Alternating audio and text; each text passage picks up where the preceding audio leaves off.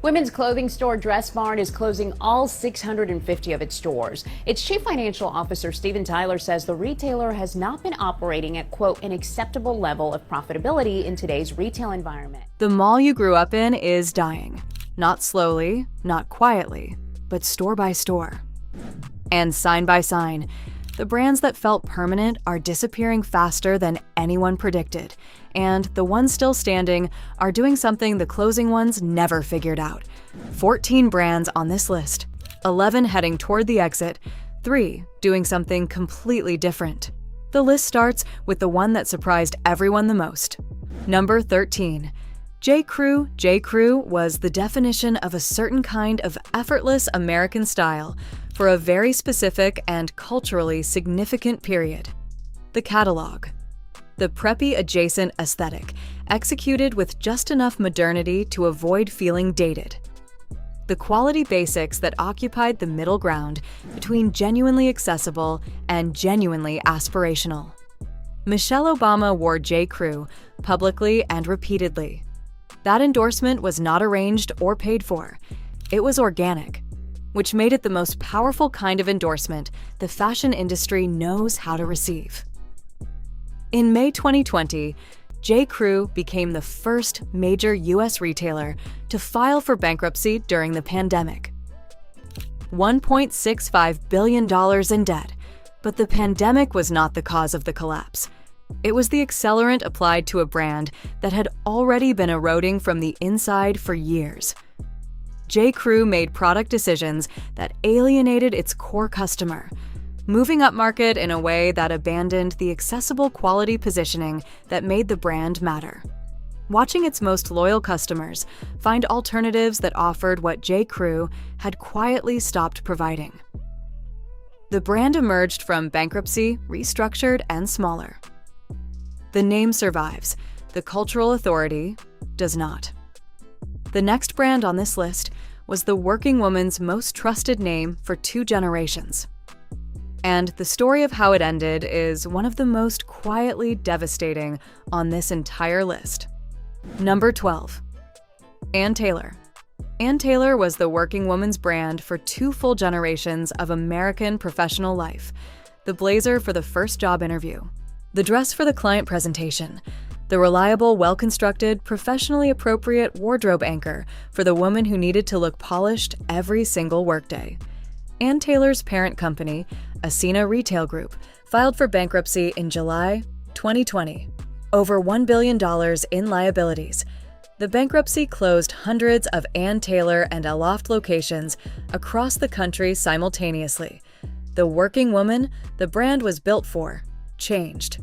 She started working from home, then hybrid, then in environments where the professional dress code the brand had mastered became less rigid and less daily. Ann Taylor did not evolve the product fast enough to follow her. The stores that had once been her reliable destination became less necessary, then less visited, then empty. The brand continues under new ownership in a diminished retail footprint. But the Ann Taylor that understood the professional woman's wardrobe needs with institutional depth is a different entity from the one that exists today. Subscribe right now before this list goes further. Because every week this channel goes exactly this deep into the brands that shaped how we shop and the decisions that brought them down. The next brand served a customer that the fashion industry consistently ignored. And the closure of that brand left a gap that the industry has never adequately filled. Number 11. Dressbarn. Dressbarn served a customer the fashion industry spent decades pretending did not exist. The working and middle-class woman over 40 who needed professional and occasion clothing at genuinely accessible price points. Without being directed toward the juniors department on one side, or luxury brands that priced her out on the other. Dressbarn showed up for her for over 50 years, across more than 900 stores at its peak. In the strip malls and suburban shopping centers where she actually lived and worked. In 2019, Ascena Retail Group announced the complete closure of all Dressbarn locations, affecting over 900 stores and approximately 6,500 employees. The closure was executed without a sale to another operator, without a rescue acquisition, without any chapter of the story where someone recognized the remaining value and saved it. The store simply closed. The inventory was liquidated. The website went dark. The fashion industry barely paused. The customer Dressbarn served has still not been adequately replaced in the accessible, practical, age-appropriate professional market she occupied. The gap the brand left is not a gap the industry has rushed to fill, because the industry has never been particularly interested in filling gaps in markets it considers beneath its attention. Something completely unexpected is coming next on this list. A brand that built an empire on size inclusivity and then lost it in a corporate collapse that should never have happened. Number 10. Lane Bryant. Lane Bryant's story is not a story of commercial failure. It is a story of commercial success that the corporation around it failed to protect. The brand was, for decades, the most important plus-size women's retailer in the United States, not because it had no competition, but because it arrived first, stayed most consistently, and built the deepest relationship with a customer segment that the fashion mainstream had been ignoring for its entire existence. Lane Bryant's customer was loyal in the way that customers become loyal when a brand is the only one that has consistently acknowledged their existence. That loyalty is the most durable form of brand equity available. It is also the most easily destroyed by the entity that holds it without understanding its source. Ascena Retail Group, which owned Lane Bryant, alongside Ann Taylor, Dressbarn, and several other brands, filed for bankruptcy in 2020. The Lane Bryant locations that closed in that process represented not just stores, but the primary physical retail access point for plus-size professional and occasion clothing for millions of women in communities where alternatives did not exist. The brand continues under new ownership with a reduced footprint. The next brand on this list never had Lane Bryant's customer loyalty problem. It had the opposite problem: too much loyalty from a customer who eventually stopped being enough. Number 9. Talbots was the classic American women's brand that knew exactly who it was for, and served that customer with decades of consistent quality and genuine brand loyalty. The New England aesthetic, the quality suiting, the occasion dressing for the woman who had moved past trend chasing and wanted reliable, tasteful, well-made clothing she could trust season after season. Talbots had that customer's loyalty in a way that most brands spend their entire existence trying to achieve. In 2012, Talbots was acquired by private equity firm Sycamore Partners after years of declining performance. The acquisition came with the standard private equity playbook: cost reductions, supplier renegotiations, store closures, a focus on short-term operational efficiency over the long-term brand relationship with the customer. The Talbots brand still exists, but the product quality that the loyal customer built her wardrobe around has been a recurring source of disappointment and defection in the years since the acquisition. Private equity ownership does not kill brands by announcement. It kills them by 100 small decisions that each make commercial sense in isolation and collectively erode the thing that made the brand worth acquiring. The Talbots customer has noticed. She has found alternatives. The brand she was loyal to has become a brand she occasionally checks and consistently finds wanting. The next brand tried to serve too many customers at once, and that ambition ultimately cost it the customers it had. Number 8. New York & Company. New York & Company spent decades as the reliable professional and occasion brand for the woman who needed to look put together on a real-world budget, not the aspirational budget of a brand that calls $400 trousers accessible. The real budget of a woman for whom $50 for a work blouse was the actual calculation she was making. New York & Company understood that calculation and built a brand around serving it. In July 2020, New York & Company filed for Chapter 11 bankruptcy protection, announcing the closure of all physical retail locations, affecting nearly 400 stores and thousands of employees. The brand had been struggling with the shift from mall-based retail to digital commerce for years before the pandemic accelerated the timeline past the point of recovery. An online version of the brand exists. It is operated by a brand management company that holds the intellectual property without the institutional knowledge, the buying relationships, or the design philosophy that created the customer loyalty in the first place. New York and Company, the brand lives. But New York and Company, the institution, is gone. Most customers who loved the institution have not found a reason to care about what replaced it. The next brand made a very different kind of mistake. It found a customer who loved it deeply. And then it abandoned her. Number 7. Coldwater Creek. Coldwater Creek built its business through the catalog, which meant it built its relationship with the customer before it ever opened a physical store or required her to drive to a mall. The women who received the Coldwater Creek catalog were a specific and deeply loyal demographic. Women over 50 who wanted clothing that acknowledged their age without being defined by it. That offered color, pattern, and personality without chasing trends designed for women half their age. That fit the bodies they actually had. The brand generated over $1 billion in annual revenue at its peak entirely through catalog and online ordering, before it made the decision to open physical retail locations. That expansion into physical retail was the decision the business model could not survive.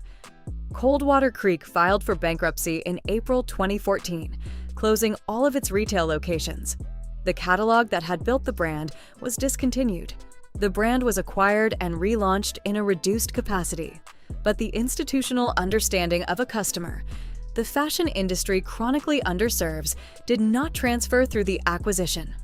What remained was a name without the knowledge that made the name worth something. If this list is showing you a pattern you have never seen, named this clearly, hit the like button right now. Because this channel exists to name the patterns that the fashion industry hopes you never connect. The next brand on this list is the one that most surprised us, because it had every advantage the brands above it lacked. And it still could not survive the decisions that were made at the very top. Number 6. Charlotte Russe. Charlotte Russe was the brand that understood something specific and commercially powerful about the young woman on a budget, that she did not want to look like she was on a budget. The trend-forward pieces at $10 and $15 price points, the fast fashion execution that put runway-adjacent silhouettes in the hands of women who could not access them anywhere else at that price. The mall presence that made the brand a weekly destination rather than an occasional stop. In February 2019, Charlotte Russe filed for Chapter 11 bankruptcy, announcing the closure of all 520 stores. The liquidation sales that followed drew crowds, not because the remaining inventory was exceptional, but because the psychological finality of a permanent closing sale creates a specific urgency that years of ordinary trading had not generated. The brand was briefly acquired and relaunched as an online retailer. The next brand is from a different era entirely. And its slow disappearance is the most quietly heartbreaking story on this entire list. Number 5. Wet Seal. Wet Seal was a teen and young women's retailer that understood, with real commercial precision, what the category wanted in the 90s and early 2000s.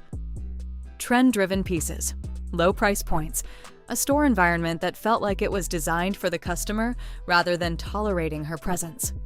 The brand operated over 500 stores at its peak. Wet Seal filed for bankruptcy in January 2015, closing the majority of its stores. A brief restructuring and partial reopening followed, but the brand filed again in 2017 and closed the remaining locations permanently. The speed of the collapse, from over 500 stores to 0 in 2 filing cycles, illustrated how quickly a brand can lose cultural relevance when its core customer ages out of its target demographic. And the new version of that customer has different expectations about where and how she shops. The digital native generation that followed Wet Seal's core customer had grown up with ASOS, with Instagram shopping, with fast fashion delivered directly to the door. The mall was no longer where she began the shopping experience. For a brand built entirely around the physical mall environment, that shift left nowhere to go. The next brand on this list had every resource Wet Seal lacked, and still could not hold on. Number 4. Cash understood evening and occasion dressing for the woman who wanted to be noticed, who wanted the dress that turned heads at the event, who was not interested in understated and did not apologize for it. The bodycon silhouettes, the embellished occasion pieces, the going-out dresses that delivered maximum visual impact at prices far below what a boutique would charge for the same look. In February 2015, Cash filed for bankruptcy, announcing the closure of all 260 stores. The filing came after years of declining comparable store sales, executive turnover, and an inability to adapt the product to the shifting preferences of a customer whose social life was being increasingly documented on social media, who therefore needed variety and newness at a pace the Cash buying cycle could not sustain. The brand was not acquired. There was no restructuring, no relaunch, no online continuation with a brand management company holding the intellectual property. Cash simply ceased to exist, fully and finally, in a way that most fashion brands of its scale managed to avoid through some form of continuation. The next brand on this list almost made it. Almost. And the reason it did not is one of the most instructive failure stories in recent fashion history. Number 3. Koko occupies a specific and complicated position in this story. The brand is not technically closed, but the trajectory is unmistakable. Koko operates at the most accessible price point on this list, and the aging problem here is less about deliberate design philosophy and more about the combined effect of very fast trend turnaround, lightweight fabrics cut in unflattering silhouettes, and a color palette calibrated for display appeal rather than wearability. The fabrics are predominantly synthetic, which is a common and often defensible choice at accessible price points. But the specific synthetic weights Koko uses tend to cling at the widest body points and bag at the joints, creating a garment that looks tired within a few hours of wear. The store footprint has been contracting. The customer base is aging faster than the brand is attracting new shoppers, and the digital presence that would allow the brand to reach younger customers has not been built to the scale the challenge requires.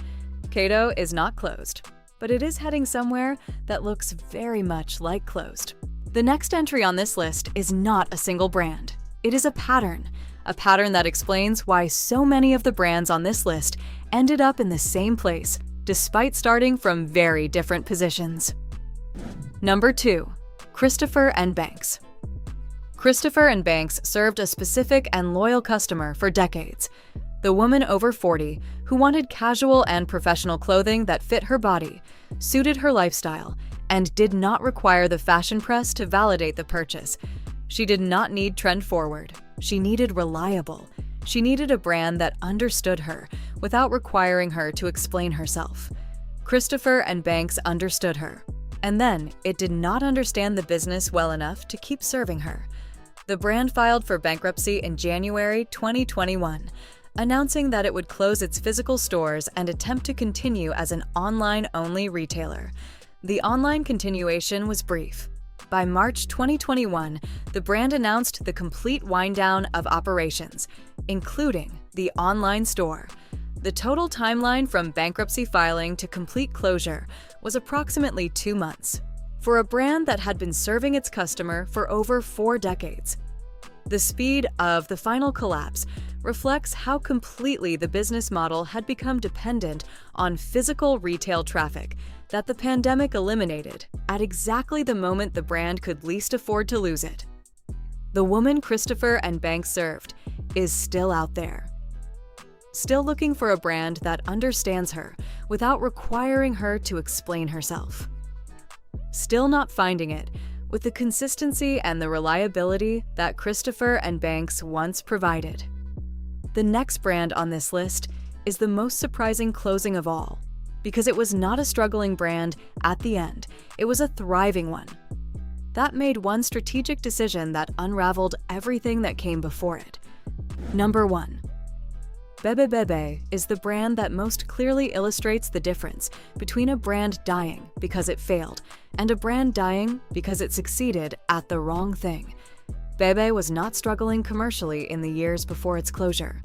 The brand was profitable. The stores were not empty. The customer had not abandoned the product. In 2017, Bebe made a deliberate and strategic decision to close all of its 500 physical stores. Not because the stores were failing, because the brand's management calculated that the digital channel was the future and that the overhead of 500 physical locations was an inefficient way to fund that future. It was a rational calculation made with incomplete information about what the physical retail presence was actually doing for the brand. Physical retail does not only generate direct sales, it generates brand awareness.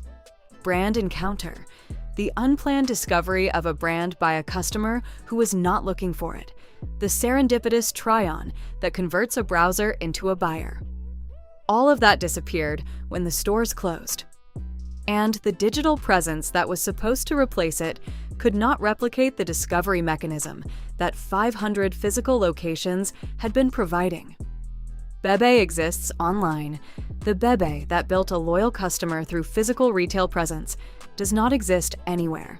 It made a strategic decision that cost it the thing that made the strategy viable in the first place. Now, the 3 brands that are not shutting down. The 3 that understood something the 11 above them never fully figured out. They are not surviving by accident. They are surviving by design. And the design decision that is keeping them alive is the same decision in each case, expressed differently through each brand's specific identity. Survivor 3. Uniqlo. Uniqlo is surviving while its competitors are closing because it never confused fashion with function. The brand does not sell trends. It sells technology. The heat tech base layer technology, the ultra light down jacket, the AIRism moisture wicking fabric system, the Supima cotton tee construction. All of these are proprietary material innovations applied to everyday garment categories at prices that are not explained by the quality of the materials alone, but by the extraordinary production scale that makes continuous material research economically viable. A Uniqlo Supima cotton tee at $15 is not the same garment as a generic cotton tee at $15. Supima is American-grown, extra-long staple cotton with a documented fiber length and softness advantage over conventional cotton. Uniqlo sources it at scale, manufactures it to specific construction standards, and sells it at a price that the sourcing quality alone would not suggest is possible.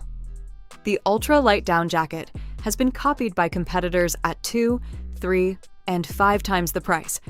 The copies are not better. The original is the product at the original price from the brand that developed the compression, weight, and warmth-to-weight ratio formula that made the category exist. Uniqlo's survival is not a mystery. It is the result of a brand that decided its value proposition was the product itself, not the story around the product, not the campaign that made the product feel desirable, the product. The next survivor built its survival around something even more specific than a technology. It built it around a principle that the fashion industry had been violating for so long that simply stating it clearly was enough to generate a following. Survivor 2. Everlane launched with radical transparency. Every product on the site showed the true cost breakdown: materials, labor, transportation, duties. And then the Everlane price, positioned explicitly against what a traditional retailer would charge for the same item. That transparency was a form of trust at a time when the industry operated almost entirely on opacity. And the consumer response confirmed that trust, once genuinely offered, is among the most durable competitive advantages a brand can build. The modern crew sweater, the day glove flat, the 90s cheeky jean. These products accumulated the kind of sustained, multi-year repurchase loyalty that no advertising campaign can manufacture. They earned it through consistent quality at a price point that the transparency model explained rather than obscured. Everlane has faced scrutiny over working conditions in recent years. Scrutiny that the brand's own transparency model made impossible to fully deflect. The brand has responded with updated supplier documentation and a public recommitment to the transparency that defined the founding. Whether that response is sufficient is a legitimate, ongoing conversation. What is not in question is that the product quality at the price point remains one of the strongest value propositions in accessible fashion. The woman who buys Everlane is not buying a trend. She is buying a cost-per-wear calculation that most impulse purchases at twice the price cannot compete with. The final survivor on this list is doing something that neither Uniqlo nor Everlane has attempted at the same scale. It is removing the markup that every other brand on this list built its business model around. And it is passing every dollar of that removal directly to the customer. Survivor 1. Quince is surviving while its competitors are closing because it solved the problem that most fashion brands have never seriously tried to solve: the gap between what a garment costs to make and what the retail market charges for it. That gap is not a quality gap, it is a markup gap. Wholesale margins, retail margins, brand premium, advertising spend, influencer partnerships. The premium attached to a name that the marketing budget made aspirationally valuable, rather than a material specification that the factory made structurally superior. None of those costs produce better fabric. And Quince removed all of them. The brand works directly with the same certified factories that produce garments for luxury houses, charging 6 times more. 100% Mongolian cashmere at $50. Italian leather at prices that the Italian leather market does not make available through any other accessible channel. Silk blouses at $30 from factories producing silk for brands charging 10 times the amount for the same fiber from the same supply chain. The quality is not identical to the luxury brands sharing the factories. The finishing detail, the lining quality, the hardware on the leather goods, all reflect a per-garment production cost that the Quince price point sets, rather than the luxury brand's per-garment production cost. But the fiber, the leather, the silk are the same or comparable materials produced in the same certified facilities. What Quince removes is not the quality of the material. That removal is not a discount. It is a business model correction. The fashion industry charges what it charges not because the garments cost that much to produce, but because the consumer has historically not had access to the information required to evaluate the gap between production cost and retail price. Quince built a brand around closing that gap structurally, and the product record across every category it operates in confirms that the gap it is closing is real, significant, and has been maintained by the industry's pricing architecture, rather than by any genuine quality barrier at the accessible price point. 14 brands, 11 of them heading toward the exit in one form or another. And 3 of them doing something the others never figured out. The pattern is the same across all 11 closures. This channel follows the money, not the marketing. Click the next video on the left right now, and we'll see you there.